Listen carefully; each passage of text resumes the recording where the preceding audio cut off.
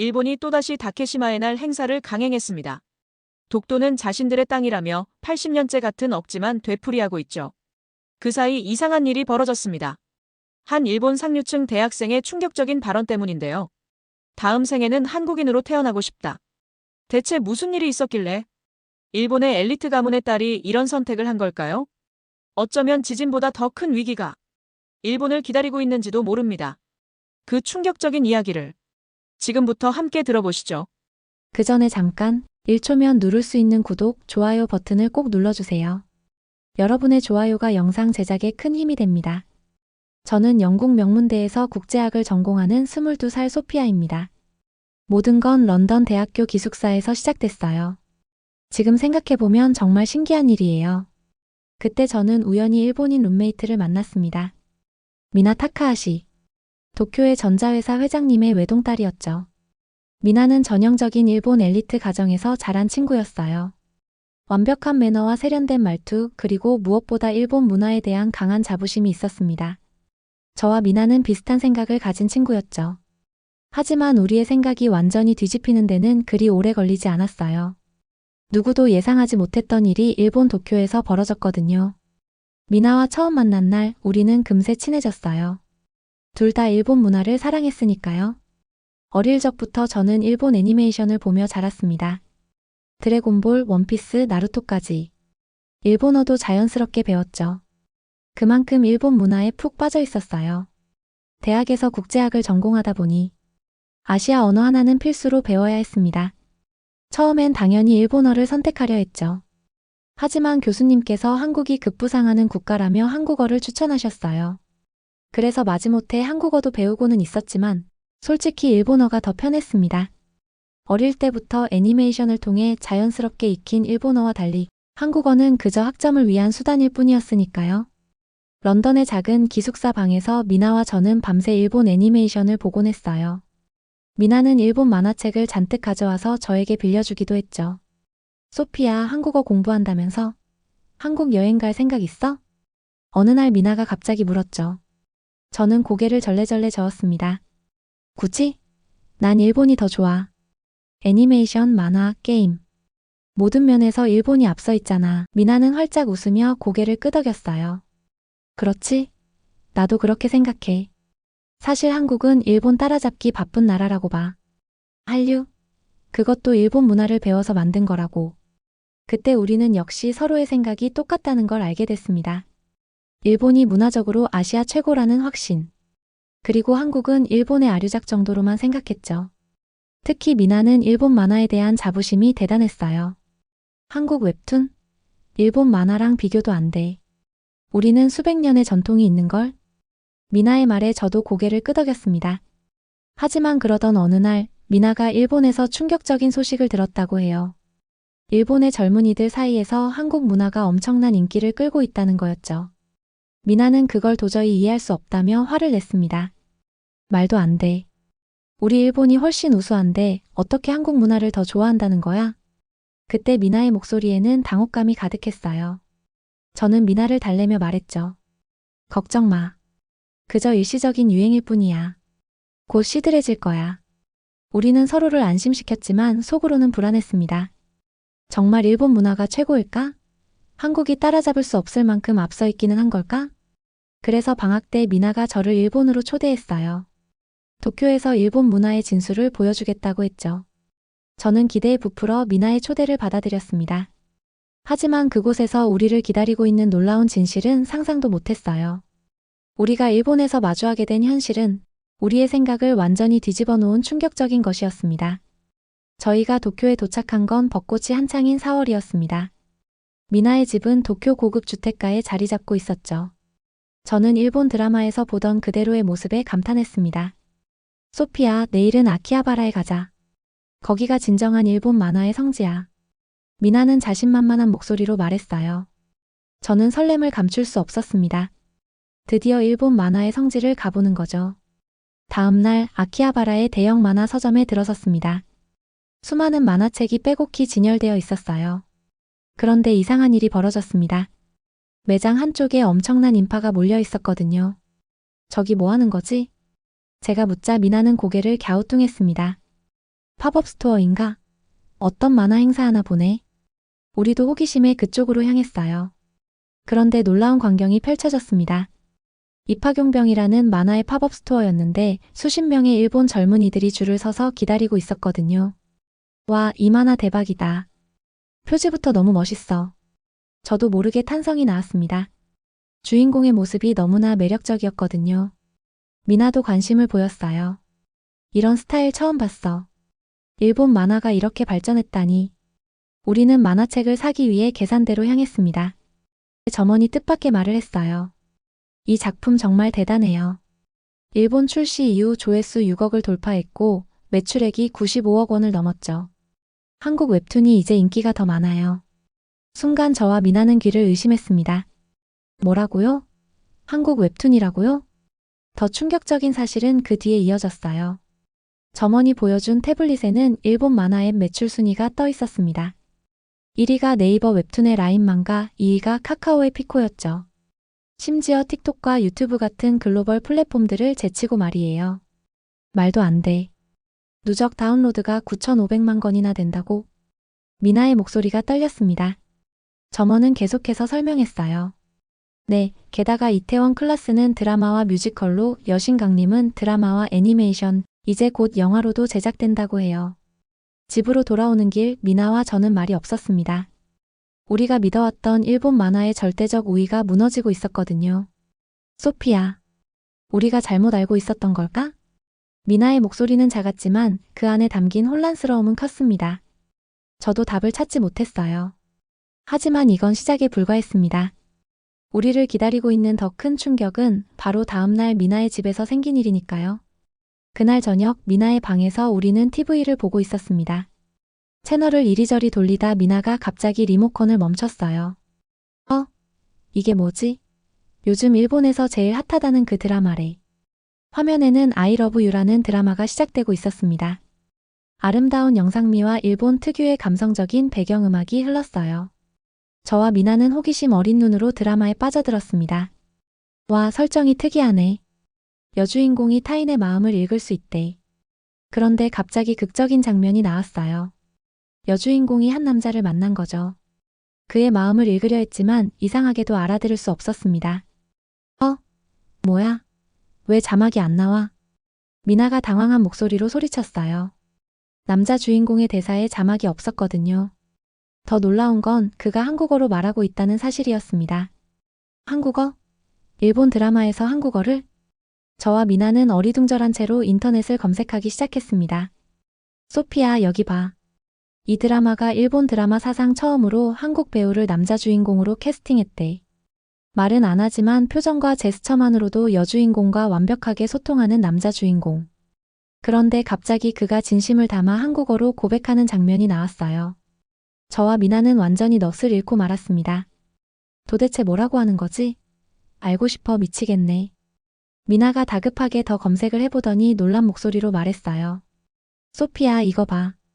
일본 팬들이 한국어 대사를 해석하고 발음을 분석하는 커뮤니티가 있어. 다들 한국어를 배우고 있대. 더 놀라운 건 드라마 속 한국 문화였습니다. 남자 주인공이 여주인공을 위해 김치찌개를 끓이고 삼겹살을 구워주는 장면이 나왔거든요. 미나가 갑자기 중얼거렸습니다. 이상하다. 한국 음식 별로라고 생각했는데 갑자기 저게 먹고 싶어. 드라마 속에서 남자 주인공이 부르는 한국 발라드도 인상적이었어요. 그 노래는 드라마의 OST로도 사용됐다고 하더라고요. 이 노래. 왜 이렇게 가슴에 와닿지? 미나의 목소리가 떨렸습니다. 처음으로 한국 문화에 대한 관심이 느껴졌어요. 나 한국어 조금 배워볼까? 미나가 조심스럽게 말했어요. 하지만 곧 표정이 어두워졌습니다. 아버지가 알면 엄청 화내실 텐데. 미나의 아버지는 한류에 대해 부정적이었거든요. 미나는 작은 목소리로 속삭였습니다.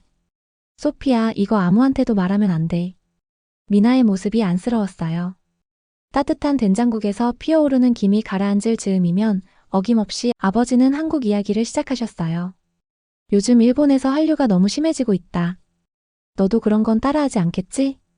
그럴 때마다 미나는 조용히 대답하곤 했어요. 네, 아버지. 하지만 속으로는 이미 빠져들고 있어. 라고 생각했대요. 그렇게 미나는 밤마다 몰래 한국어를 공부하기 시작했습니다. 결국 미나는 한국행을 선언했어요. 저녁 식탁에서였죠. 아버지는 젓가락을 들다 말고 낮고 단호한 목소리로 말씀하셨습니다. 한국에 간다고?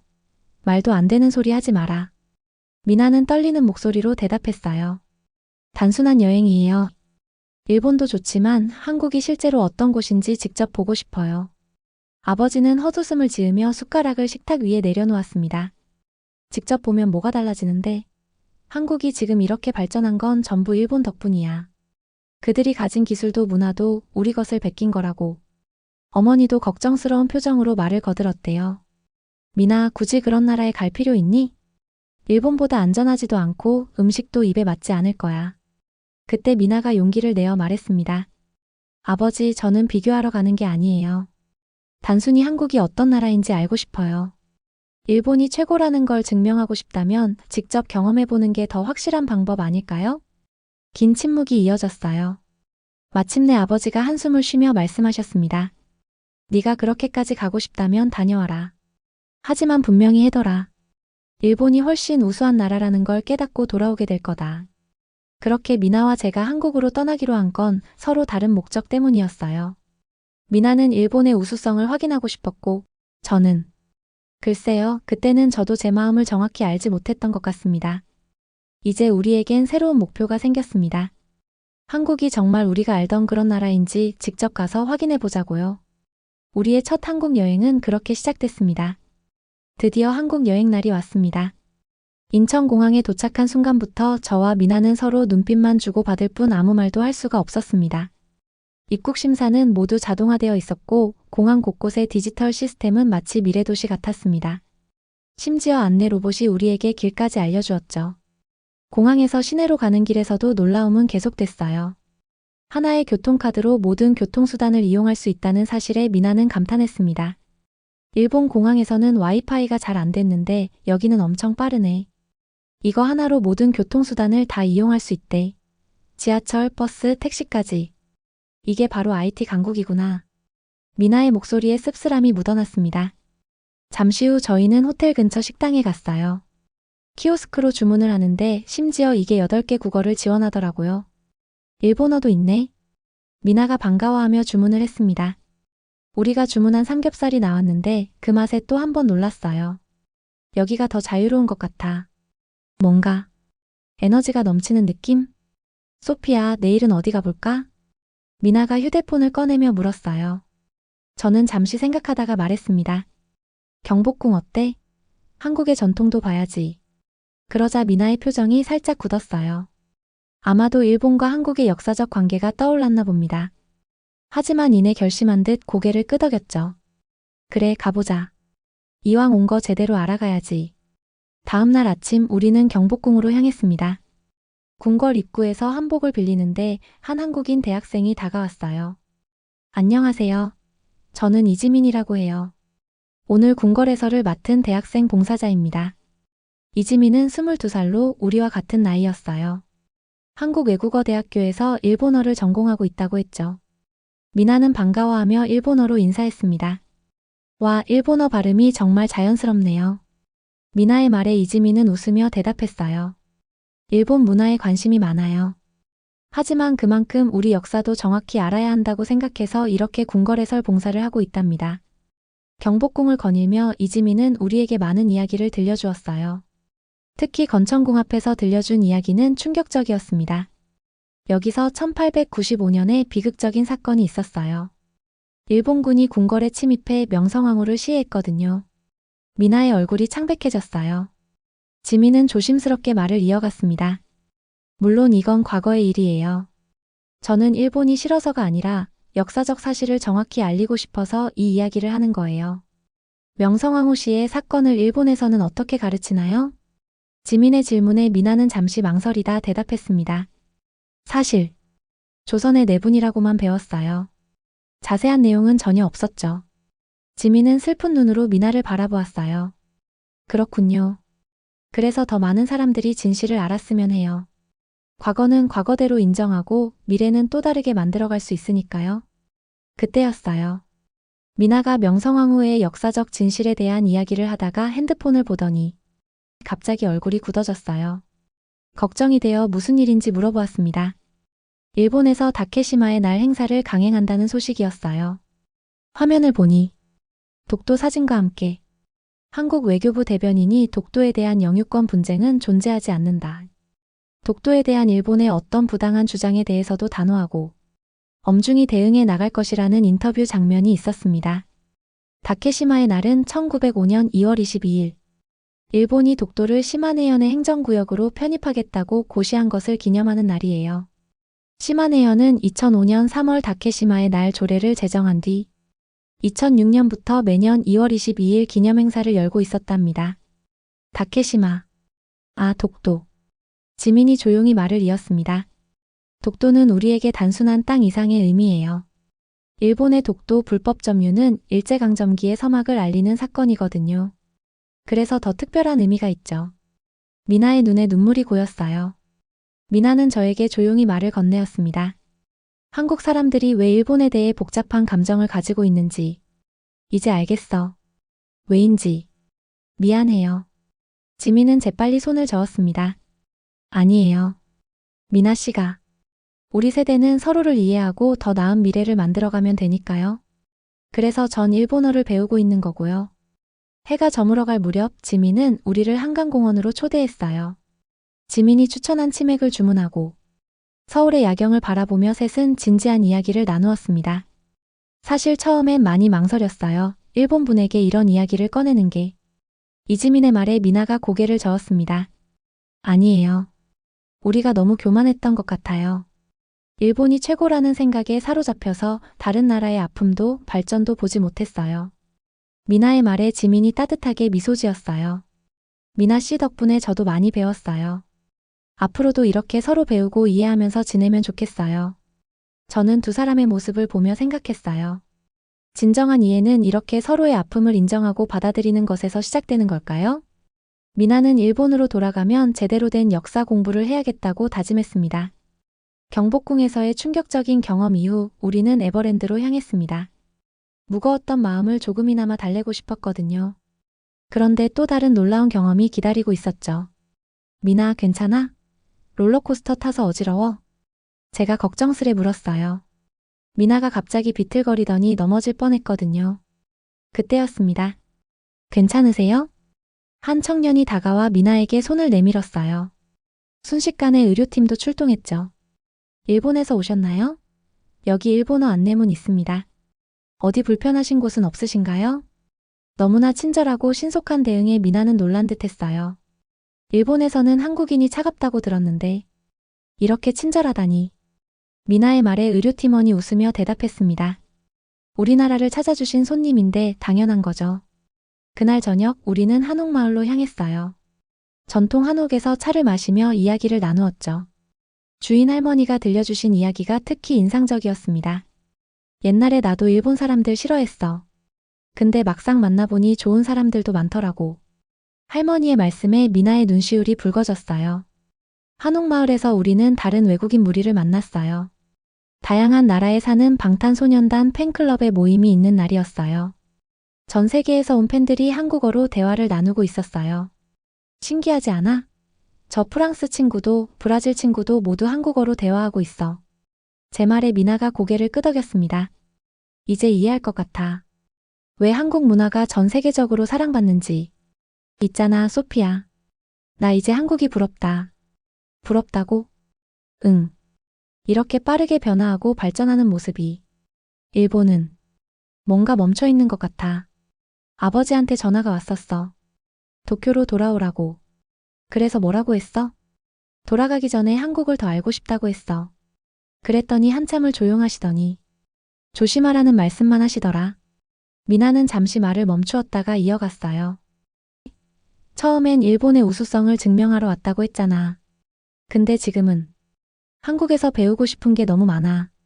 밤이 깊어갈수록 우리의 이야기는 계속됐습니다. 한국의 음식, 문화, 그리고 사람들. 처음에는 낯설고 이해할 수 없었던 것들이 이제는 특별한 매력으로 다가왔어요. 소피야, 우리 다음에 또 올래? 미나의 질문에 저는 웃으며 대답했습니다.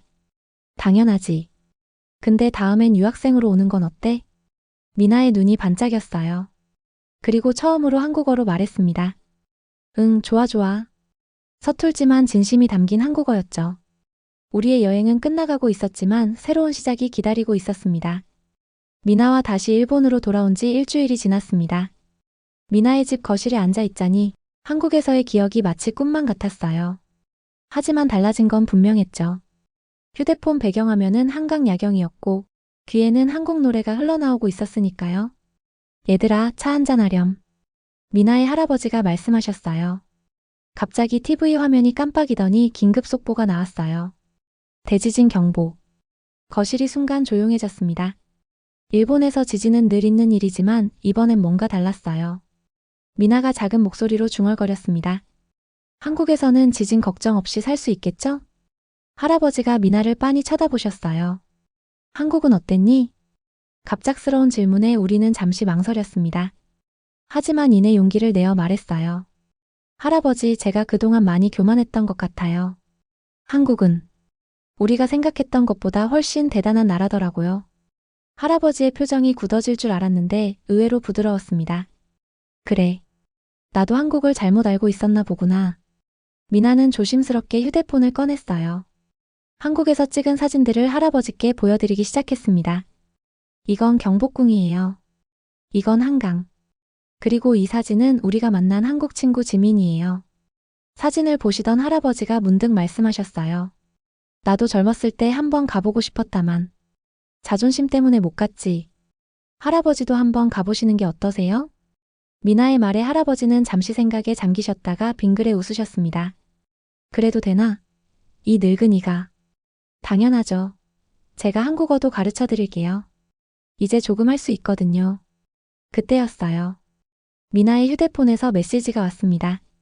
지민이었어요. 미나, 소피아 잘 지내니? 교환학생 생각은 해보고 있어? 우리 학교로 오는 거 어때? 미나의 눈이 반짝였어요. 할아버지를 바라보며 조심스레 물었습니다. 할아버지, 제가 한국에서 공부해도 될까요? 할아버지는 천천히 고개를 끄덕이셨어요. 내 인생이니 네가 가고 싶은 대로 가거라. 그 순간 미나의 눈에서 눈물이 흘렀습니다. 저는 옆에서 조용히 지켜보았어요. 변화는 이렇게 시작되는 걸까요? 작은 여행에서 시작되어 우리의 편견이 깨지고 새로운 이해가 시작되는 것처럼 지금 미나와 저는 런던으로 돌아와 한국 유학을 준비하고 있답니다. 다음 학기에는 서울에서 미나를 만날 수 있을 것 같아요. 불과 몇 주 전만 해도 우리는 얼마나 편협한 시각을 가지고 있었나요? 미나, 기억나? 처음에 우리가 왜 한국에 왔었는지? 그럼 한국보다 일본이 더 우수하다는 걸 증명하려고 왔잖아. 우리는 서로 마주보며 웃음을 터뜨렸습니다. 얼마나 부끄러운 생각이었나요? 근데 소피아, 난 이제 알았어. 누가 더 우수하고 그런 게 중요한 게 아니라 서로를 이해하고 배우는 게 중요한 거지. 런던으로 돌아와 보니 제 책상 위에는 한국어 교재가 놓여 있네요. 다음에 지민이를 만날 때는 저도 한국어로 대화를 나눌 수 있겠죠? 우리의 여행은 끝났지만 사실 이건 시작에 불과한지도 모릅니다. 선입견을 깨고 새로운 시각으로 세상을 바라보게 된 우리. 이제는 더 이상 어느 나라가 더 낫다는 비교가 아닌 서로의 문화를 이해하고 배우는 여정을 시작하려 해요. 그리고 저는 확신해요. 우리의 작은 변화가 어쩌면 더 큰 변화의 시작이 될 수도 있다는 걸요. 긴 이야기를 들어주셔서 감사합니다.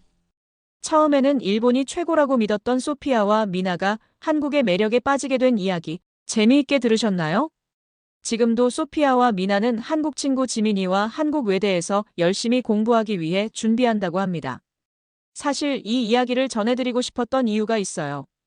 우리 부모님, 할아버지, 할머니 세대께서 고생하셨기에 지금의 대한민국이 있다는 걸 젊은 세대들도 잘 알고 있다는 걸 말씀드리고 싶었거든요. 이제는 외국인들이 먼저 한국의 매력을 알아보고 한국을 배우고 싶어하는 시대가 왔습니다. 그동안 들려드린 이야기가 우리나라의 발전상을 느끼시는 작은 계기가 되었길 바랍니다. 다시 한번 귀 기울여 들어주셔서 진심으로 감사드립니다.